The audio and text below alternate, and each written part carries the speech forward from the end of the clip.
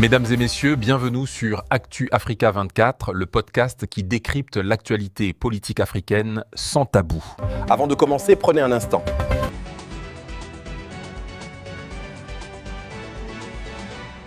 Au cœur de la nuit, alors que la majorité des habitants de Niamey dormaient, un événement soudain est venu briser le calme.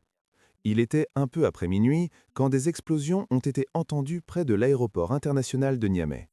Un lieu stratégique, un lieu sensible, un symbole important pour le pays. Selon les premiers témoignages, des individus non identifiés auraient lancé une attaque à distance, semblable à un bombardement indirect. Les détonations ont résonné dans plusieurs quartiers voisins. Des habitants se sont réveillés en sursaut. La peur s'est rapidement installée. Pendant près d'une heure, entre minuit et 1 heure du matin, la situation est restée tendue. Personne ne comprenait exactement ce qui se passait. Les informations manquaient, les rumeurs circulaient plus vite que les faits. Pour les riverains de l'aéroport, la nuit est devenue un moment d'angoisse. Chaque bruit faisait craindre une nouvelle explosion. Certains sont restés enfermés chez eux, d'autres ont tenté de fuir la zone. Beaucoup ne savaient tout simplement pas où se mettre à l'abri. L'aéroport international de Niamey n'est pas un simple lieu de transport. Il représente la connexion du Niger avec le reste du monde. Il symbolise aussi la souveraineté et la sécurité nationale.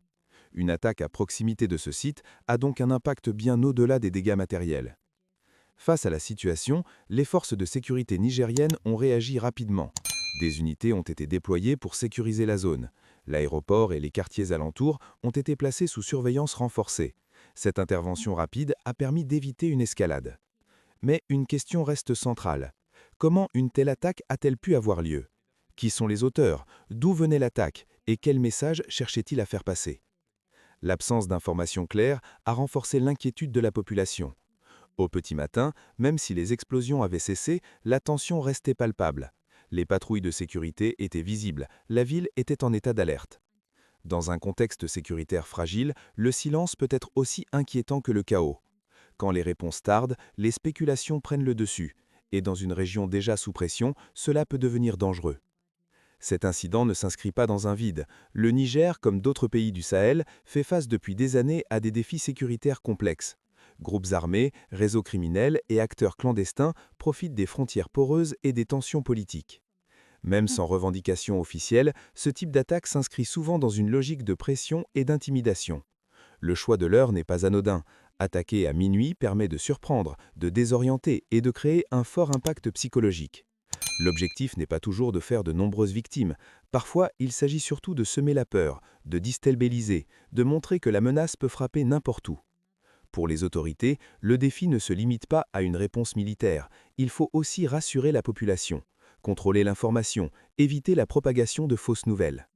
Des habitants vivant près de l'aéroport racontent une nuit de confusion. Certains pensaient à des explosions, d'autres à des mouvements d'avions. Les téléphones ont chauffé. Tous posaient la même question: que se passe-t-il? Même sans lourds dégâts, l'impact psychologique est réel. Le sentiment de sécurité est fragilisé. Les routines quotidiennes semblent soudain vulnérables.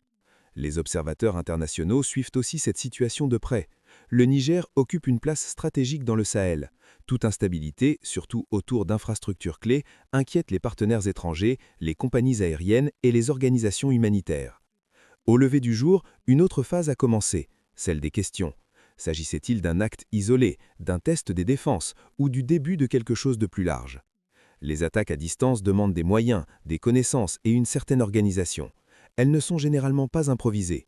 C'est ce que devront déterminer les enquêteurs. Dans ce type de situation, le rôle de la population est aussi important. Signaler les comportements suspects, éviter les rumeurs, suivre les consignes officielles. Mais cela suppose une communication claire et transparente de la part des autorités. Pour beaucoup de Nigérians, cet épisode rappelle que les défis sécuritaires du Sahel restent présents. Malgré les efforts militaires et politiques, la menace évolue et s'adapte. La nuit de Niamey a laissé des traces. Les bruits résonnent encore dans les esprits. Chaque avion, chaque sirène, chaque mouvement inhabituel est désormais observé avec plus d'attention. Ce qui s'est passé cette nuit-là ne concerne pas seulement une attaque, cela révèle des fragilités, mais aussi une capacité de réaction.